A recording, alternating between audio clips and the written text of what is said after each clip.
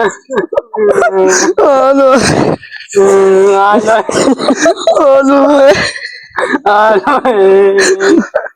Alo. Alo. अस्सलाम वालेकुम। हाँ जी की हाल है, ठीक हो? ठीक ठाक। ओ की होई ਉਹਨਾਂ ਨਾ ਉਹ ਕੀ ਕਰੂ ਨੇ चल आ भी नहीं ਆਹ ਕੀ ਹੋਇਆ